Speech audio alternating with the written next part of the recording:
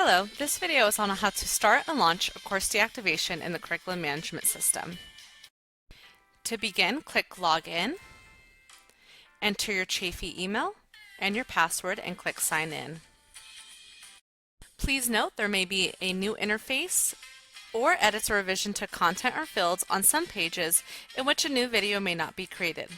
A new video will be made if any edits or revisions substantially change the functionality of each page.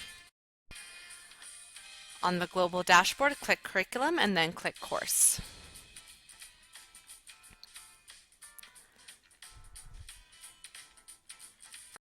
Check to see that My Proposals is turned off.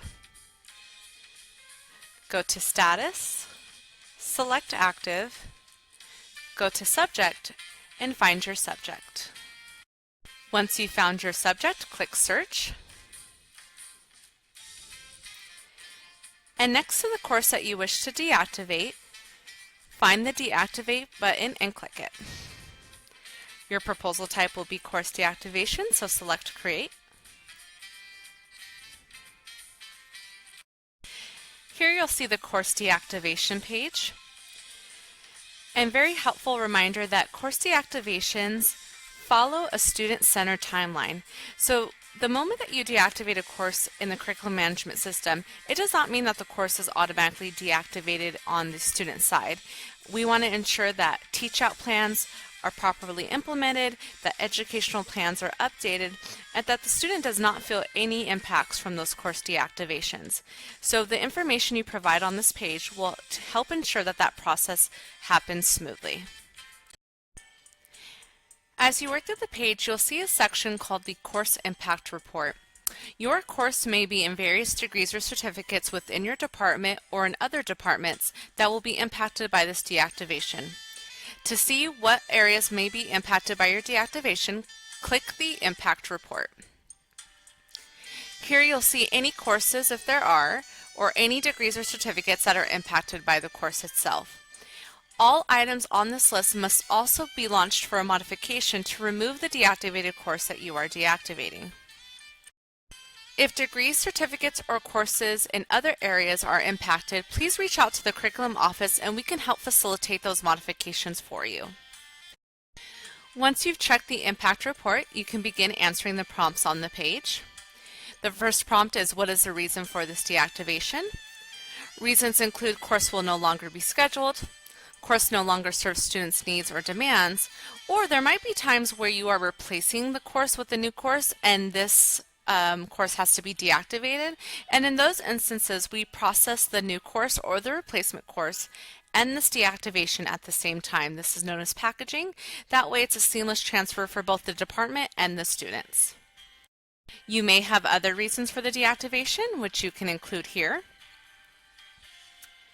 The next question asks, is this course expected to be scheduled during any term within the following academic year?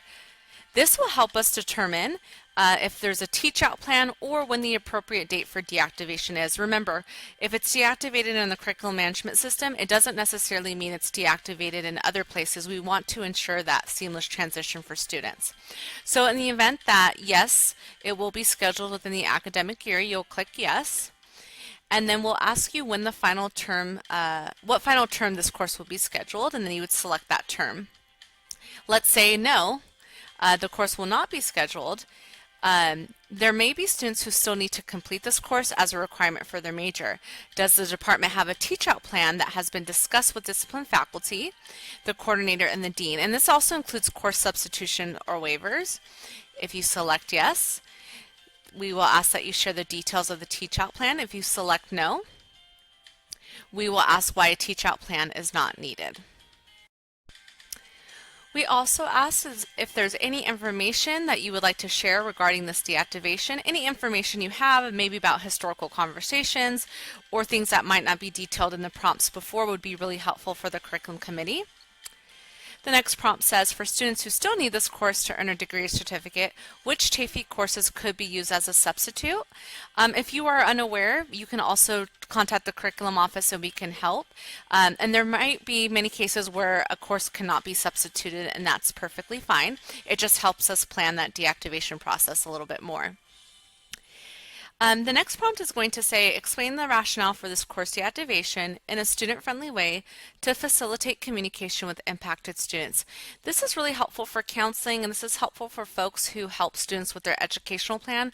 Sometimes students don't understand why a course was deactivated, and your input here will help us facilitate those conversations.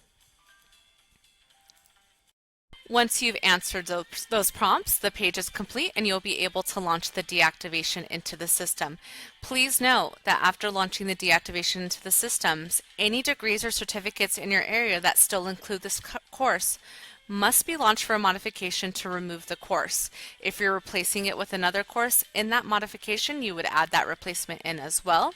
We have other tutorials on how to launch a program modification that can help you through that, but as always, feel free to call the curriculum office and we can guide you through that. And that is how you launch a course deactivation into the system.